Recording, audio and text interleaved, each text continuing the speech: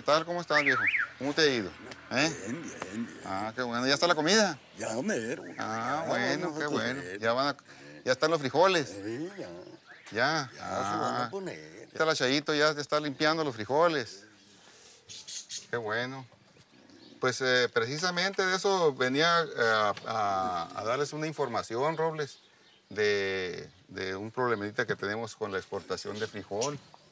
Hay un señor de Estados Unidos que recogió unos pocos de frijoles aquí en el mercado y agarró este amarillito de nosotros y dice que es de él y que no lo podemos, que tenemos que pagarle Sí. para venderlo. Y quiere de un 10 a un 15% de regalías, le dicen ellos. ¿Y qué hacemos? Tenemos que hacerlo. No nos vamos a defender, le vamos a quitar la patente esa. ¿Robles sabe lo que es una patente? ¿Una patente? Sí. Bueno, es como un registro, ¿no? Como un registro, exactamente. Registro. ¿Y qué te pareciera si alguien registra tu vaca y dice que es de ella, de él? Pero... Entonces te defiendes, ¿verdad? Sí, cómo no, porque es mía, con el fierro. Así. Sí, Ay, este frijol, ¿hay para allá? ¿Sí hay? No hay. no Otros hay. frijoles. Hay de otros, hay pintos, hay negros. Pero es que aquí se descubrió esto. Aquí. Eso es, entonces está muy mal. Ese es un acto de piratería. Sí, cómo no, son piratas. Los grandes vecinos.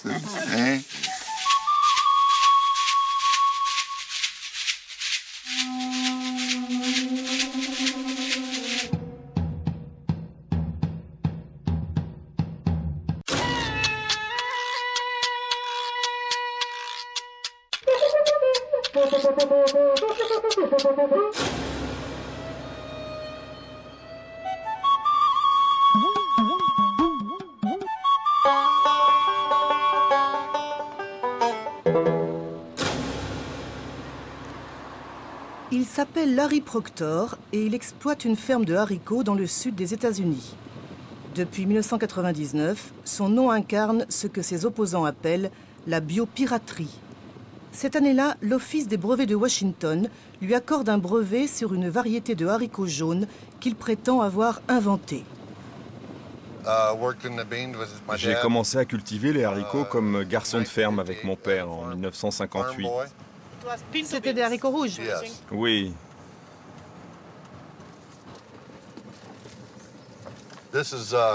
voici nos cultures et nos champs de haricots jaunes, de la variété Enola.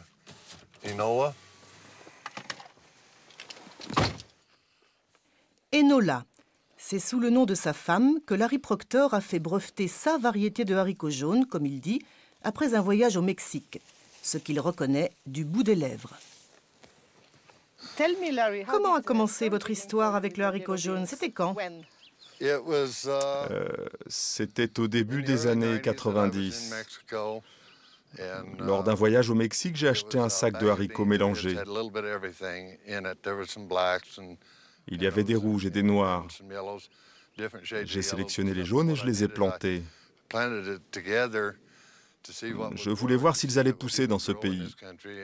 Je les ai cultivés dans une zone protégée où il y avait beaucoup d'arbres fruitiers et de fleurs, ce qui fait qu'il y a eu une intense pollinisation. Finalement, la mère nature s'est chargée de tout, et je n'ai pas eu à faire grand-chose.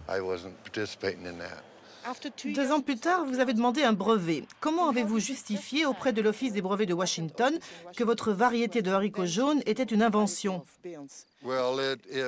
C'était après un peu plus de 2 ans, je crois. Je leur ai présenté les données et les tests de mon travail de sélection. Et ils ont estimé que je remplissais les critères. L'un des critères, c'est que ce haricot était nouveau aux États-Unis. Oui, tout à fait. C'est quelque chose de nouveau qui n'existait pas avant. C'est une nouvelle couleur.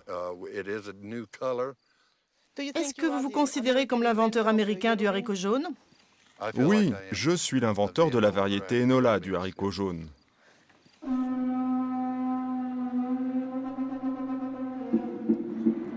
Dès 1999, le brevet de Larry Proctor provoque un tollé au Mexique et la défense du haricot jaune devient une affaire nationale. C'est à l'INIFAP, l'Institut public de la recherche agronomique, que s'organise la résistance. Ici, on travaille depuis toujours sur la sélection et l'amélioration des haricots, dont le Mexique constitue le centre d'origine. Le haricot est originaire du Mexique, de cette zone centrale volcanique. C'est d'ici que provient la grande diversité des haricots mexicains, du point de vue de la couleur, de la forme ou de la taille. Déjà avant la conquête espagnole, les Indiens mangeaient des haricots, les Aztèques comme les Mayas. Le haricot est la nourriture de base du Mexicain depuis l'époque précolombienne. Quel est le haricot qui a été breveté par l'Américain? Ce sont ces haricots que l'on trouve sur la côte pacifique mexicaine. Au Mexique, on les appelle les haricots azufrados. L'INIFAP de Mexico possède ce que les biologistes appellent une banque de germoplasme. C'est une chambre froide où sont conservées les ressources génétiques du haricot, soit 10 651 variétés différentes. Parmi elles, une trentaine se caractérisent par la couleur jaune. À quelle variété appartiennent les haricots brevetés? Ils font partie de la variété Mayocoba, qui appartient à la famille des haricots qu'on appelle azufrados. Indépendamment du fait que ces haricots représentent un patrimoine de nos cultivateurs, nous pensons qu'on n'a pas le droit de breveter des organismes vivants. Nous sommes absolument contre.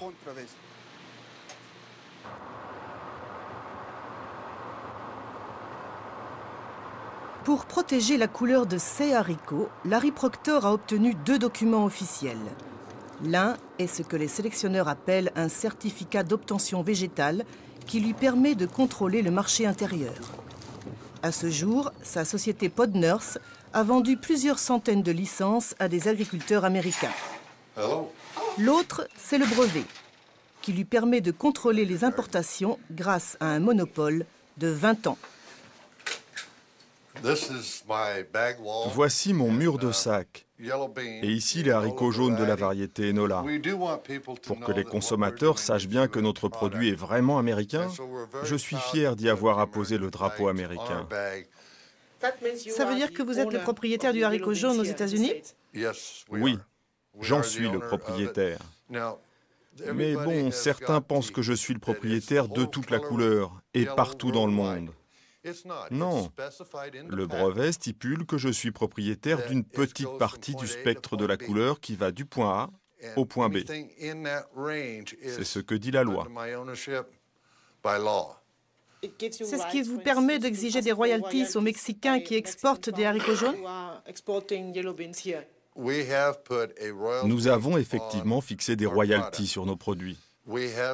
C'est un maximum de $6 par sac de 100 livres.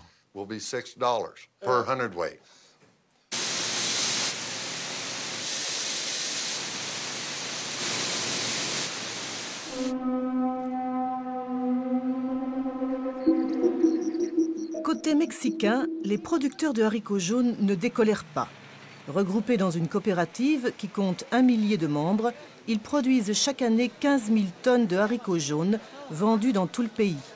Depuis 5 ans, ils se battent pour exiger l'abrogation du brevet, mais l'affaire est au point mort. Ma question est très concrète. Qu'est-ce que ce brevet nous empêche de faire? Ça nous empêche de développer notre production et d'exporter librement vers les États-Unis. En 1998 et 1999, nous avons eu une augmentation énorme de la production. Nous avons donc commencé à exporter avec beaucoup de succès. Nous étions en plein boom quand est arrivé un fax directement de Podners qui nous demandait de payer des royalties pour chaque livre exporté. De combien? Je ne sais plus, 3 centimes la livre. Non, 6 centimes la livre. Et vous avez arrêté les exportations? Nous avons dû les arrêter car nos clients ne voulaient pas avoir d'ennuis. Cette guerre, non, pas cette guerre, mais disons notre défense, ne doit pas être dirigée contre Larry Proctor, même s'il profite de tout ça, mais contre l'Office des brevets américains. Parce qu'aujourd'hui, il a permis le brevetage de notre haricot, mais demain, ça peut être la tequila. L'Office américain des brevets agit avec beaucoup de légèreté, en encourageant la biopiraterie. C'est un brevet sans fondement qui va même à l'encontre de la mondialisation et des échanges internationaux. Avec cette nouvelle menace mondiale venant des États-Unis, ce n'est pas seulement un produit alimentaire mexicain qu'on nous vole, mais aussi l'identité de notre peuple.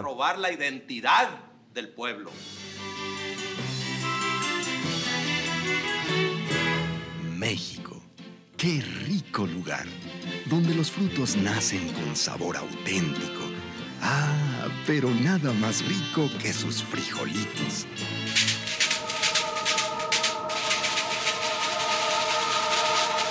L'affaire est suivie de très près par le ministère de l'Agriculture qui a pris un avocat pour faire annuler le brevet.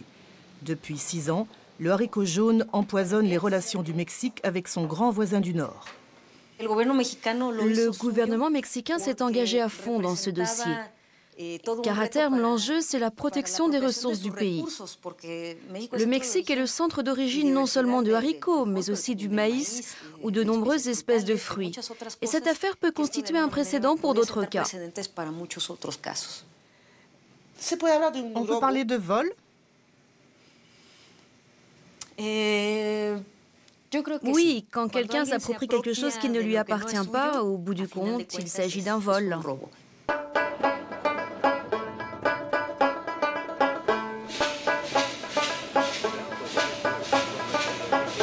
C'est devant un tribunal californien que les Mexicains ont contesté le brevet. La procédure est longue et coûteuse, car aux États-Unis, un brevet a valeur de loi. Pour prouver qu'il s'agit bien d'un vol, le gouvernement mexicain a payé une étude à l'université Davis, où travaillent les meilleurs spécialistes américains du haricot. Celle-ci a été confiée au professeur Paul Gepps, un scientifique belge, chercheur au département de biologie moléculaire. Ce qu'on essayait de chercher, c'est de déterminer les relations génétiques entre Enola d'un côté et d'autres variétés à semences jaunes. Ce qu'on utilise, c'est l'ADN de ces variétés et on essaye de comparer l'ADN. En fait, et donc, si 2 variétés sont très proches, ils auront des ADN très semblables. Chaque colonne verticale représente une variété différente. La variété Enola, c'est 50, 51 et 52. Et alors 49 et 50, ce sont les 2 variétés jaunes principales du Mexique. Et quand on les compare bande par bande, en fait, on voit qu'ici, elles sont presque identiques. La conclusion, c'est que l'origine la plus probable de Enola est en fait une variété développée par les Mexicains. L'affaire du haricot jaune est aussi devenue un symbole pour les scientifiques des États-Unis. Unanimes, ils dénoncent une dérive du système des brevets américains qui ne respecte plus ses propres critères d'attribution. Comment réagit la communauté scientifique face à ce brevet?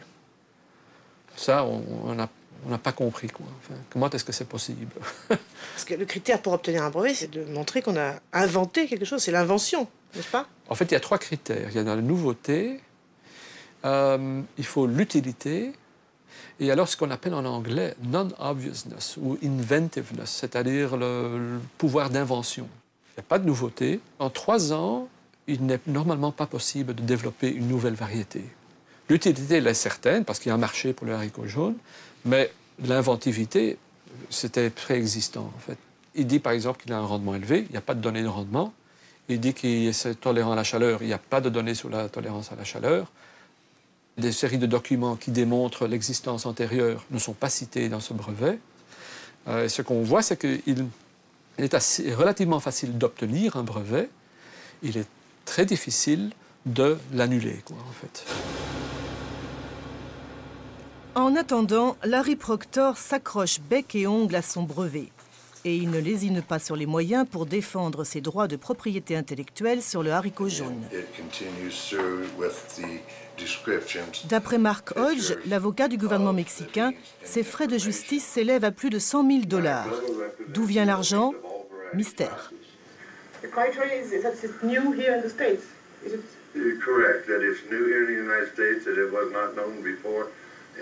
Non, ça doit être nouveau partout dans le monde. Pensez-vous qu'il y a quelqu'un derrière lui? Il peut très bien y avoir un investisseur. Nous ne savons pas qui. Mais j'ai l'impression qu'il a été envoyé comme croisé pour le haricot jaune. Il n'est pas possible de mener une action d'une telle ampleur auprès de l'Office des brevets sans qu'il y ait beaucoup d'argent derrière. Je peux vous assurer que le niveau de défense développé en son nom est de l'ordre de celui que peuvent s'offrir les multinationales de mon pays. Des compagnies comme General Electric seraient prêtes à s'engager dans ce niveau de défense juridique si elles savaient qu'elles peuvent faire un énorme profit avec le produit en jeu. Ne pensez-vous pas qu'il y a une dérive dans le système des brevets américains? Oui, c'est sûr qu'il y a une dérive dans le système des brevets, aucun doute. C'est dû au fait que les gens, les savoirs et la technologie se sont développés dans le domaine de la biotechnologie. Ça a forcé l'Office des brevets à bouger dans cette direction pour tenir compte de cette évolution. Le brevetage du vivant est devenu un gros business? Oui, c'est vraiment devenu un énorme business.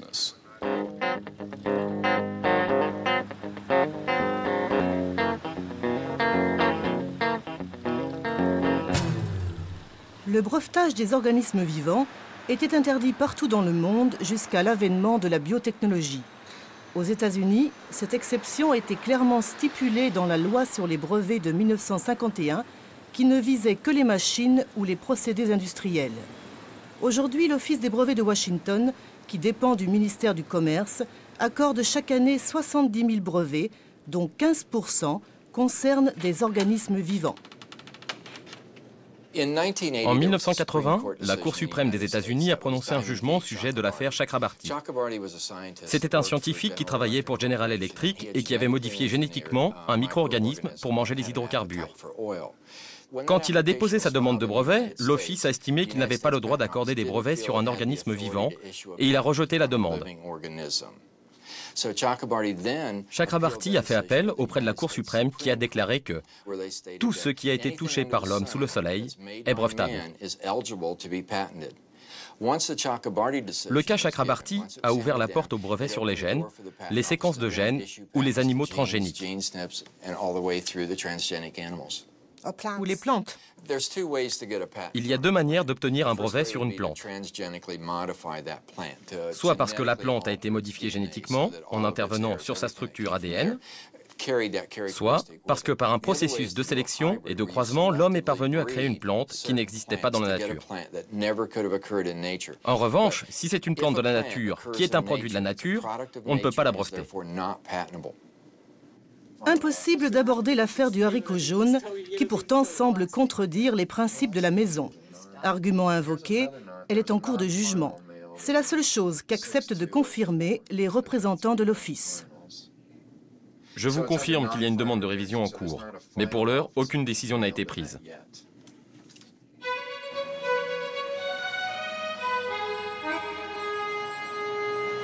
Voici la bête noire de l'Office des brevets de Washington, le Canadien Pat Mooney qui a inventé le mot biopiraterie. Dirigeant une organisation non gouvernementale, il a fait du brevetage du vivant son cheval de bataille. Pour lui, l'affaire du haricot jaune représente un enjeu universel. Si la Cour donne raison à Larry Proctor, ce sera un signe pour le monde que le gouvernement américain laissera passer n'importe quel cas de biopiraterie pratiqué dans les pays du tiers-monde. Cela signifiera qu'il n'y a définitivement plus de règles dans ce domaine. Avec le brevetage du vivant et les changements intervenus en 1980, on constate déjà que n'importe qui peut venir à l'Office des brevets des États-Unis pour exiger un amendement ou une exception aux règles d'attribution. Les abus sont permanents. L'Office est devenu une sorte de kleptomane qui n'arrête pas de voler la biodiversité partout dans le monde. Quel est l'enjeu du brevetage du vivant ? Il est difficile de mesurer aujourd'hui l'ampleur des conséquences qu'entraînent l'appropriation et le brevetage de la vie. Ce qu'on peut dire, c'est que ça réduit la vie à une chose, comme un cendrier, une salière ou une table. La biodiversité est considérée comme une matière première qui sert à développer de nouveaux produits ou des services, des médicaments, des produits de beauté ou des aliments qui peuvent être commercialisés.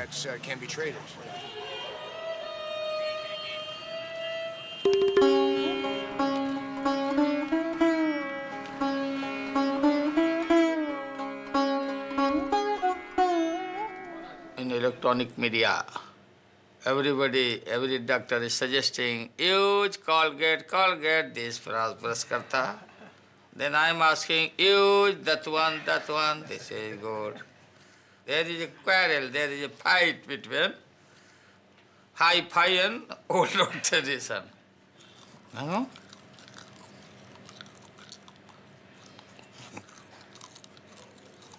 After 20 minutes, I'm discussing, working everywhere in the cattle field, in Gosala. What do you think about the patent held by a US company on the neem? Because the UN company is very clever and that country is very clever, they know the importance of the neem. Neem is a mother and father of the medicine, neem tree. We have full liberty to control on this because this is my property. Le ministre Lalu Prasad est connu pour sa bouffonnerie, mais là, l'affaire est sérieuse. En 1994, la compagnie américaine Grace, spécialisée dans les produits chimiques, a obtenu un brevet sur un procédé fongicide extrait du Neem, le nom indien du margousier. Depuis, une dizaine de demandes de brevets ont été déposées, y compris sur un dentifrice à base de Neem. Surnommé l'arbre gratuit, le margousier est utilisé dans la pharmacopée traditionnelle depuis la nuit des temps. Face aux menaces qui pèsent sur lui, l'État de l'Haryana mène une campagne de sensibilisation de la population. नीम के उपयोग के बारे में आप लोगों को बताऊंगा। उसके बाद बात आती है चर्म रोग की। कितने भी प्रकार के चर्म रोग हो, शरीर में कहीं पे भी हो, दाद हो, खाज हो, खुजली हो, पित्त उभरता हो, चेहरे पे पिंपल्स हो, तो उन सब के लिए नीम के पत्तों का प्रयोग किया जाता है। सुबह खाली पेट आप खा लीजिए। दूसरा तरीका इसका काढ़ा बना के पीना है, और जो पत्ते नहीं चबा सकता, नाक भींच के और इसको पी जाइए। नीम की बकली है, नीम की छाल जिसको बोलते हैं, ये भी बहुत उपयोगी है। बच्चे को, बड़े को, किसी को भी कहीं फोड़ा, फुंसी, घाव, किसी भी प्रकार की चीज़ है तो उसको ये लगाया जा सकता है। बच्चे को था, आइए भाई इधर, यहाँ आओ, तो इसको लगा सकते हैं। इस तरह से इसको घाव जल्दी भर जाता है और खर्चा कुछ नहीं होता है। अब जैसे ये बेटी हैं, इनके चेहरे पे जो पिंपल्स हो गए हैं, ये लेप इसका बकली का, इसको चेहरे पे को अपने रोजाना इसको लगाना और ये सूख जाए। हमारे देश की धरोहर है नीम, और विदेशों में लोग उसको पेटेंट कराने के लिए लगे हुए हैं। पेटेंट एक कानून है जो करता धरता है, अमेरिका वाले हैं, और वो ये करते हैं कि व्यापार में पूरी दुनिया को फंसा लो, इसको कोई हमारी धरोहर को पेटेंट ना करा ले। पेटेंट कराएंगे तो हम कराएंगे। Le second domaine où le margousier est largement utilisé, c'est l'agriculture. Un peu partout en Inde, les paysans fabriquent un compost à base de feuilles de Neem qui sert d'engrais, mais aussi de pesticides naturels, car l'amertume de la sève constitue un puissant répulsif. C'est mieux que les insecticides chimiques? C'est plus efficace que les produits chimiques et en plus, il n'y a pas d'effet nocif. C'est très bénéfique. Mais les produits chimiques coûtent cher. Oui, cette technique-là, elle coûte rien. Tout ce que ça nous demande, c'est un peu de travail et d'organisation, mais il n'y a pas de coût supplémentaire.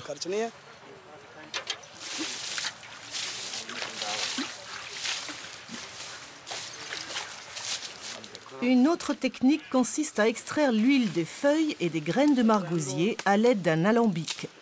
Après dilution, la préparation est aspergée sur les cultures. C'est précisément ce procédé fongicide naturel qui a été breveté par la compagnie américaine Grace.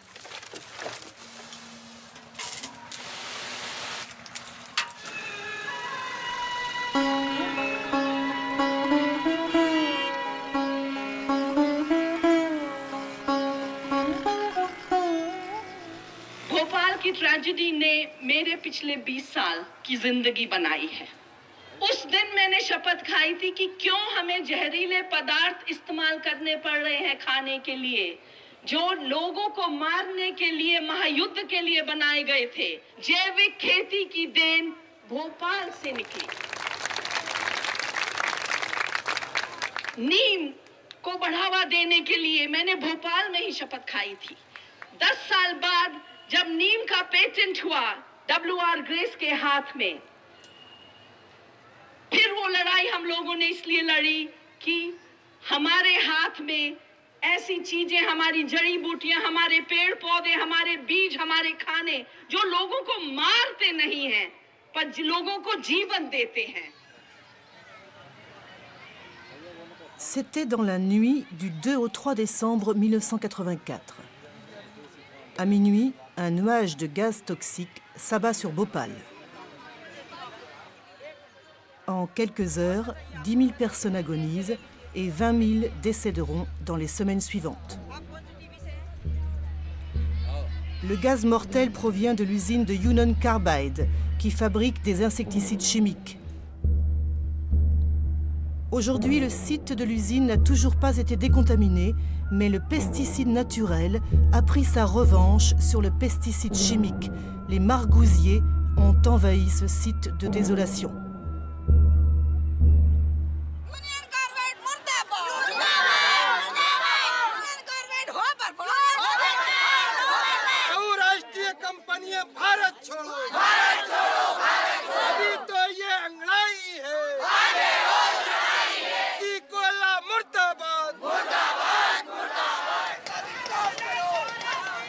Physicienne et lauréate du prix Nobel alternatif, Vandana Shiva est l'égérie des opposants à la biopiraterie.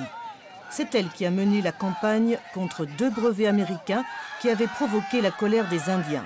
L'un concernait le curcuma, l'autre une variété de riz basmati. Après une bataille de plusieurs années, les 2 brevets ont finalement été révoqués. Aujourd'hui, Vandana Shiva a fait de l'opposition au brevet sur le Nîmes un combat pour la vie. Le margousier est l'alternative à la catastrophe qui a tué 31 000 personnes. C'est la réponse à Union Carbide, Dow Chemicals ou Monsanto. N'est-ce pas une contradiction? D'un côté, les multinationales veulent imposer des pesticides chimiques, de l'autre, elles brevettent le margousier. Ce n'est pas une contradiction, car elles font tout par cupidité. Elles tuent des gens à Bhopal par cupidité et elles brevettent le Nîmes par cupidité. C'est absolument conforme à leur attitude de prédateur.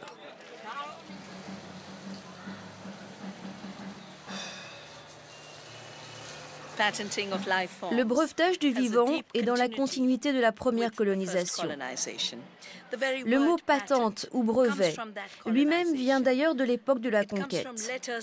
C'était une lettre patente donnée par les rois et reines d'Europe à des aventuriers et des pirates dans laquelle ils disaient « Partez, trouvez des terres hors d'Europe et possédez-les en notre nom grâce à ce bout de papier ».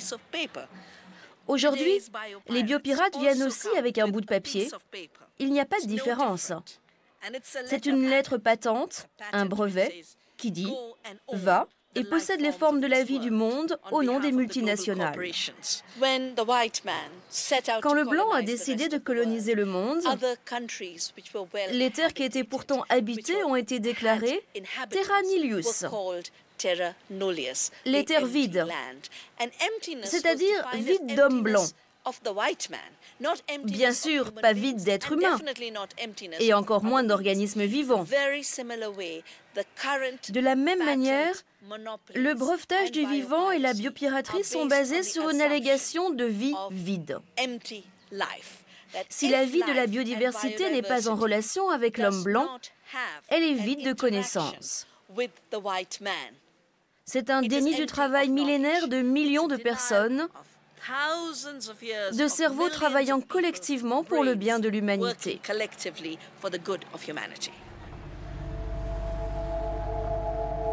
C'est à l'Office européen des brevets que la compagnie Grace a obtenu l'un de ses brevets sur le margousier. À l'origine de l'Office, la Convention européenne sur les brevets de 1973, signée par 30 pays. Chaque année, Les 6000 examinateurs accordent 60 000 brevets. 6% sont l'objet de litiges. Parmi eux, celui sur le margousier que l'Office européen a finalement annulé en 2000, mais depuis, la compagnie Grace a fait appel. Pour Christophe Ten, permanent à l'organisation Greenpeace, l'Office européen suit les pratiques américaines avec un léger décalage dans le temps. Ce qu'on constate depuis plusieurs années, c'est qu'il est de plus en plus facile d'obtenir un brevet. Il n'est plus nécessaire de présenter une véritable invention. Bien souvent, les demandes de brevets concernent de simples découvertes. On découvre quelque chose, on le décrit, on l'isole de son contexte naturel, comme la teneur en acide oléique d'une variété de maïs ou le principe actif d'une plante, comme le margousier. Ce qui est déterminant, c'est que la description soit effectuée dans un laboratoire. On ne tient pas compte du fait que la plante et ses vertus soient connues depuis des milliers d'années ailleurs.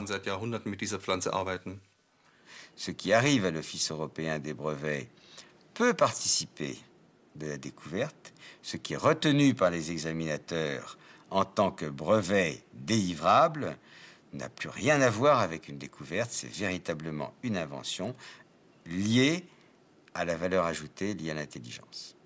Margousier, en fait, il vous a proposé un brevet sur un principe actif, disons, oui, d'une plante qui était déjà connu, mais dont nos examinateurs n'avaient pas la connaissance. Alors, est-ce que vous mettez au point des outils, justement, pour quand même ici éviter d'accorder des brevets indus? Non, mais je vous dis, le fait qu'on négocie avec un certain nombre de pays en voie de développement pour avoir accès à leurs connaissances traditionnelles, à leurs ressources génétiques, sous réserve que nous les aidions d'une part, mais qu'ils fassent l'effort d'autre part pour avoir des banques de données utilisables par nos outils informatiques, nous, on est tout à fait prêts.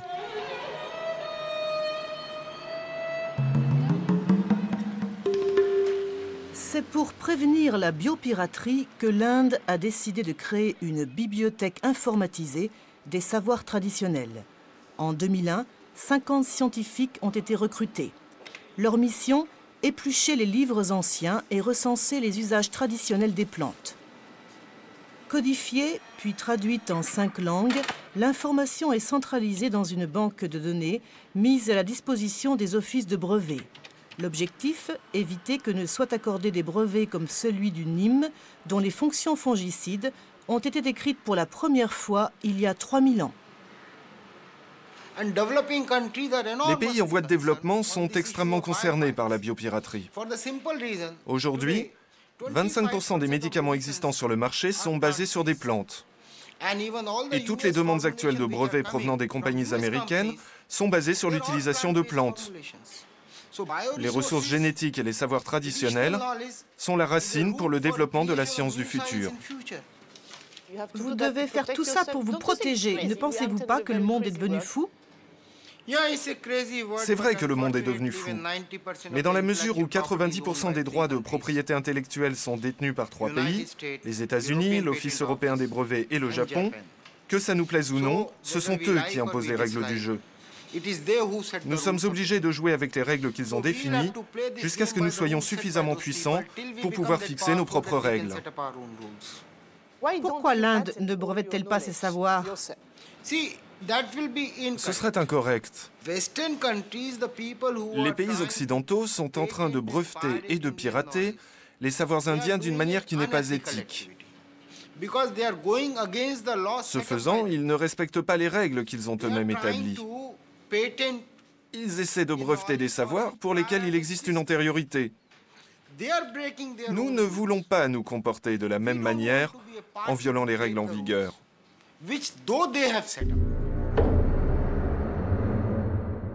L'initiative indienne est une application de la Convention sur la biodiversité signée en 1992 sous l'auspice des Nations Unies. Ratifiée par 200 pays, à l'exception des États-Unis, la Convention ne s'oppose pas au brevetage du vivant, mais elle fixe un cadre. Désormais, les ressources génétiques sont considérées comme la propriété exclusive des États qui s'engagent à assurer un partage équitable des bénéfices découlant de l'exploitation des savoirs traditionnels. Certains opposants à la Convention lui reprochent de nationaliser et donc de privatiser les ressources génétiques qui représentaient jusque-là un patrimoine collectif de l'humanité. Ce n'est pas l'avis de Marina Silva, la ministre de l'Environnement du Brésil, qui défend la souveraineté des pays du tiers-monde. Je pense que l'élaboration de lois dans chaque État national qui établissent que la biodiversité est un patrimoine de chaque pays représente une garantie pour la société que cette privatisation ne se fera pas de manière anarchique en suivant les seules lois du marché.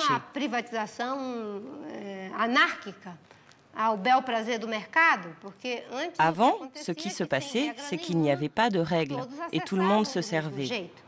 La Convention permet aux États d'établir clairement qu'ils sont les détenteurs autonomes des ressources génétiques et de leur biodiversité, et en plus que les savoirs associés à ces ressources doivent être respectés et rémunérés.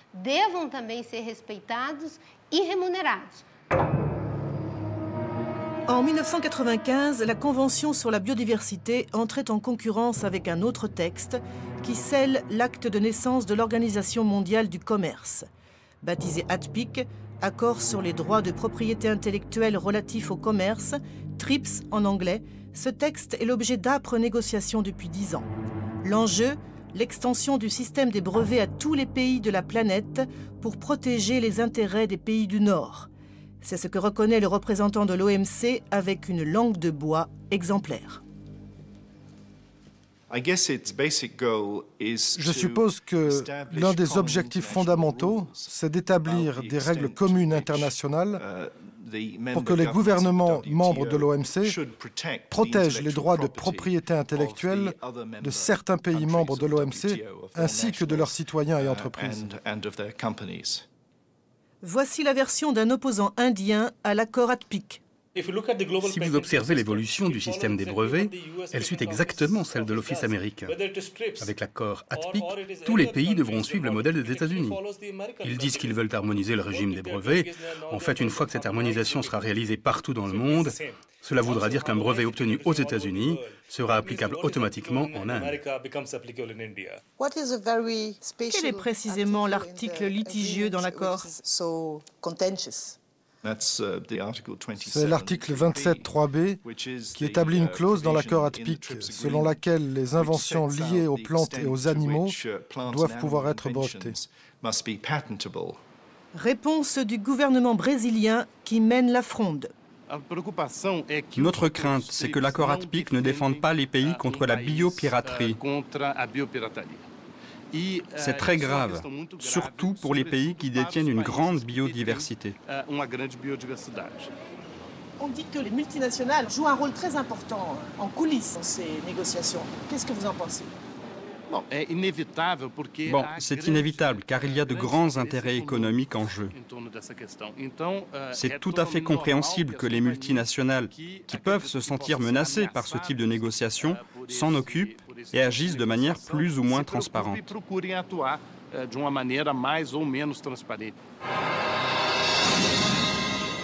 Este homem é biopirata. O nome dele é Carsten Hermann Richard Roloff, alemão, 58 anos. Chegou ao Brasil no dia 4 de setembro. Nas viagens, ele se apresenta como biólogo e médico. Passou por Campo Grande, Recife, Caruaru, Brasília e Pirinópolis, em Goiás. A Polícia Federal mobilizou 25 agentes e delegados e passou a vigiá-lo 24 horas por dia. Ontem à noite, Carsten Hermann foi preso no aeroporto de Brasília.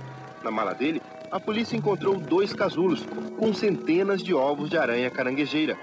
No depoimento, que durou 5 horas, o alemão confessou que é especialista em aranhas e nos venenos que elas produzem.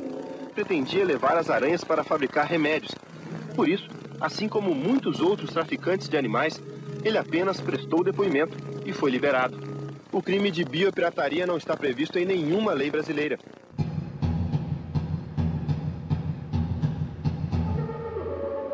Pour l'heure, partout dans le monde, la biopiraterie n'est pas reconnue comme un crime.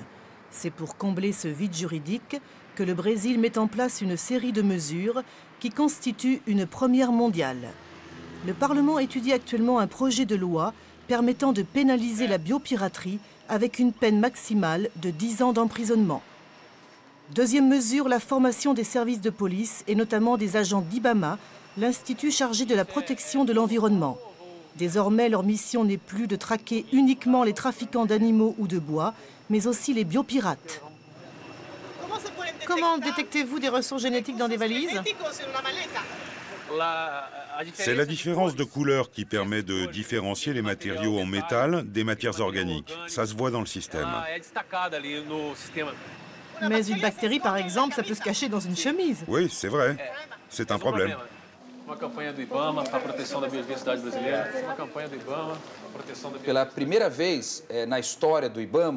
Pour la première fois dans l'histoire d'IBAMA, nous avons créé un département spécialisé avec 25 agents qui travaillent exclusivement dans le domaine du renseignement. Le biopirate n'est pas seul. Il arrive avec des informations provenant de son pays d'origine, mais aussi des universités et des centres de recherche brésiliens qui développent des activités légales et dont il se sert pour mener son activité illégale. Troisième mesure, la réglementation de l'accès aux ressources génétiques et aux savoirs traditionnels. Un organisme est désormais chargé de réguler les missions de bioprospection. Pour obtenir un permis, les entreprises doivent signer un contrat prévoyant 2 clauses. L'obtention du consentement préalable des communautés paysannes ou indiennes concernées par la mission de bioprospection, ainsi qu'un partage des bénéfices éventuels. À ce jour, 12 entreprises ont déposé une demande de permis. D'après notre panel, il y a 2 groupes principaux. Le premier comprend des entreprises de cosmétiques ou de parfums et de l'industrie pharmaceutique.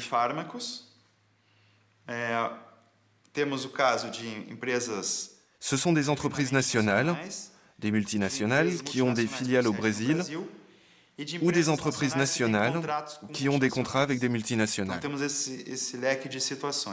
Et puis il y a des universités publiques ou privées qui veulent réaliser des activités de bioprospection dans le but d'obtenir des brevets pour ensuite les négocier avec des entreprises.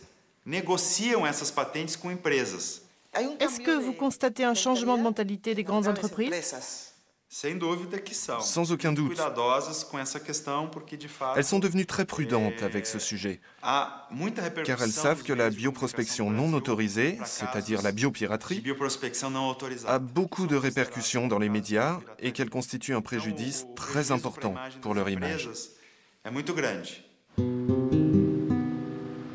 Actuellement, seule une entreprise a obtenu un permis de bioprospection, Quest International, une multinationale anglaise de 4300 salariés, possédant une filiale au Brésil, mais aussi en France. Sa spécialité, la création de parfums. En 2004, la société a reçu l'autorisation d'explorer une partie du Pantanal brésilien, où sont recensées 1800 espèces de fleurs. L'expédition comprenait plusieurs nez en quête d'inspiration pour la création de nouveaux parfums. Quant au contrat signé par Quest, il laisse tout simplement rêveur. En tant qu'entreprise de parfum, ce que nous cherchons, c'est une senteur nouvelle et excitante que nous pouvons utiliser dans notre parfumerie et développer pour nos clients. Vous ne prélevez pas de fleurs? Non, nous nous contentons de collecter les effluves dégagés par les fleurs. Vous ne trouvez pas que c'est fou d'avoir à demander un permis pour ça?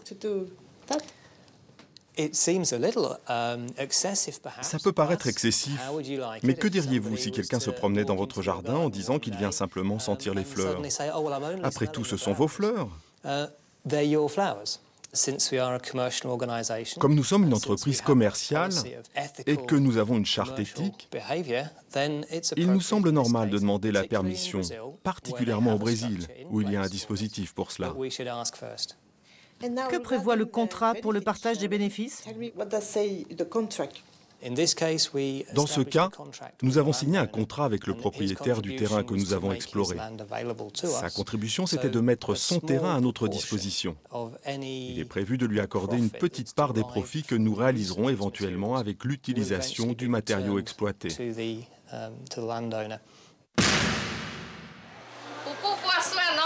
É nosso, brasileiro, do índio. Não a biopirataria. Ele é nosso, da Amazônia.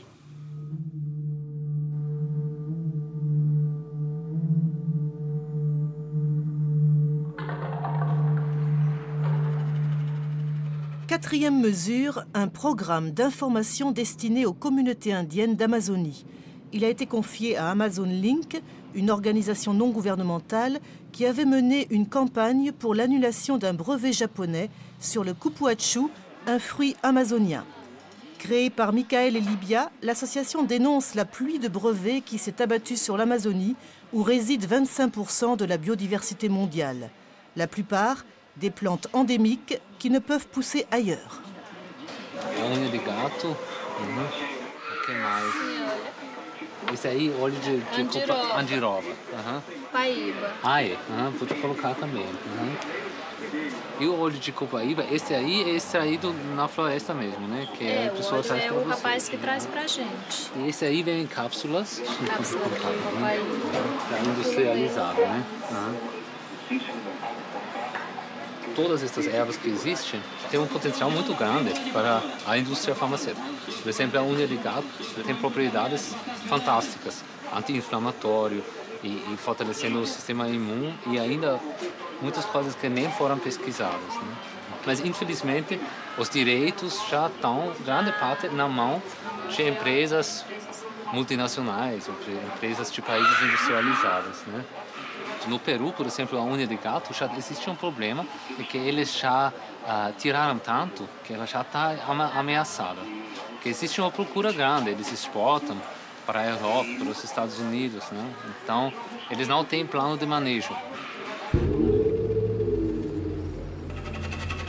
Pour Amazon Link, l'information constitue la meilleure prévention contre la biopiraterie. Et là, tout reste à faire, car le brevetage du vivant est un véritable casse-tête. Si on considère les populations traditionnelles d'Amazonie, non seulement les Indiens, mais aussi les Métis, tous ceux qui sont directement concernés par la biopiraterie ou la question des brevets, ce genre de discussion est encore très loin de leurs préoccupations. Il est très difficile d'expliquer à un Indien ce qu'est un brevet. Il y a un problème de communication et de langage. Ce qu'il y a en revanche, c'est un climat de suspicion générale et c'est très désagréable. Il y a des gens qui croient que le simple fait de prélever une feuille, c'est de la biopiraterie. C'est pas si simple. C'est l'une des grandes difficultés de l'information. Comment éviter que chaque étranger soit vu comme un biopirate, seulement parce qu'il est étranger et qu'il est intéressé par la recherche. C'est vrai qu'il y a dans ce sujet un vrai dilemme. D'une part, toute la recherche pharmaceutique travaille avec le système des brevets. S'il existe dans cette forêt un médicament contre le cancer, il ne peut être découvert que par quelqu'un qui vient pour le breveter.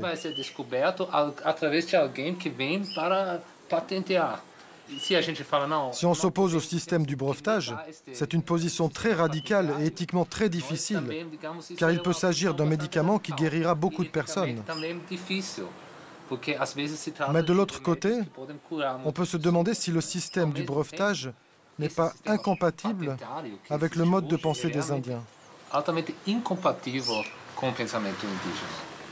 S'il existe réellement un chemin médian, comme le suggère la Convention sur la biodiversité, qui permette de faire tout cela de manière juste, à savoir prospecter, breveter, transformer et partager les bénéfices avec les communautés, est-ce que finalement tout cela ne serait pas une utopie ou une grande illusion?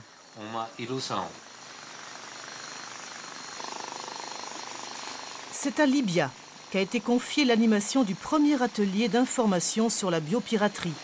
À terme, les membres d'Amazon Link rencontreront les 16 communautés indiennes de l'État de l'Acre.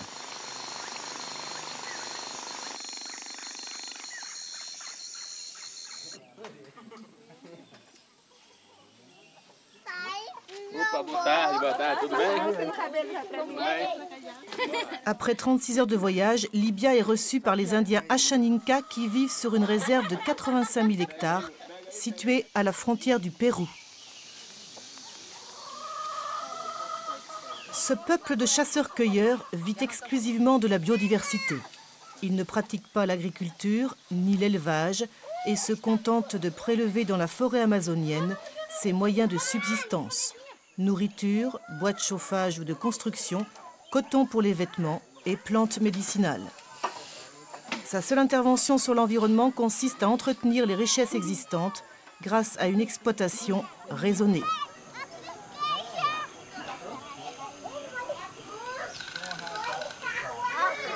Depuis 5 ans, les Ashaninka se battent contre les exploitants de bois et les fermiers qui envahissent leur territoire et détruisent la forêt. À terme, la disparition de la forêt signera leur acte de mort, mais aussi celui du poumon de la terre. Fils du chef de la communauté, Benki est l'âme de ce combat pour la biodiversité. Ce sont des carambolas. Et ici, du poivre vert. Ici, nous avons 116 espèces de fruits.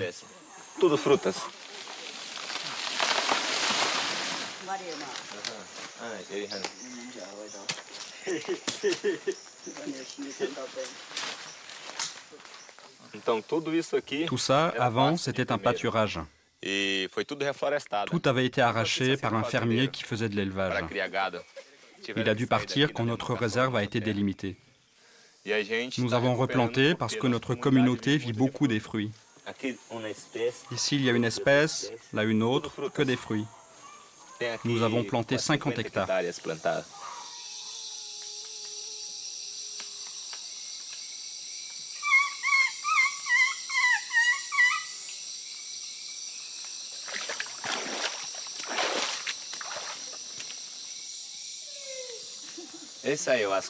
Voici l'ayahuasca.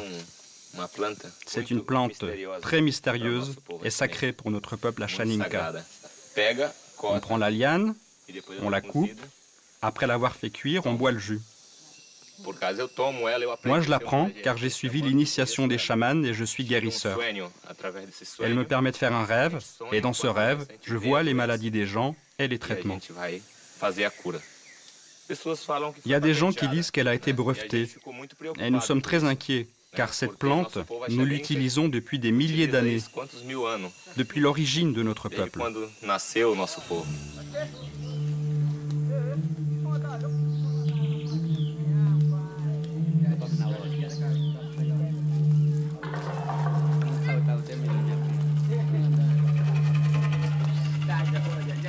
Durante séculos, né, a medicina tradicional não era considerada. Hoje, cada vez mais buscam saber.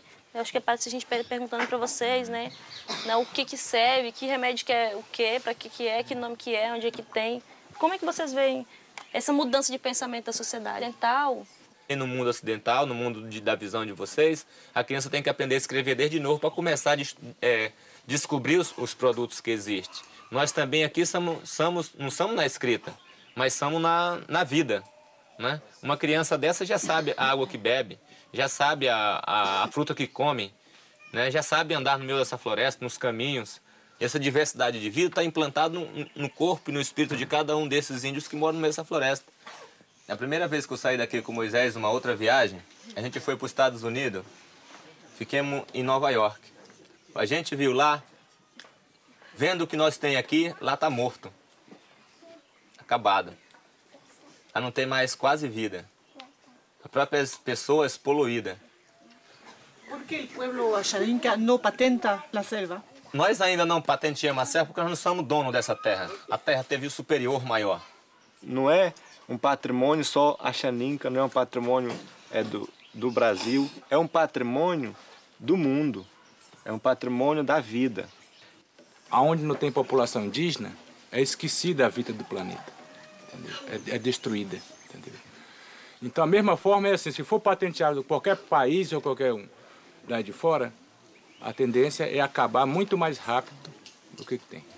E eu queria só falar aqui um pouco, né, que muitas essas pessoas que hoje defendem o meio ambiente, né, defendem a população indígena, eles estão trabalhando para a sua própria vida, para a sua própria saúde. Estão trabalhando para a saúde dos seus filhos e mais para frente, as suas gerações, né? Para a saúde do planeta.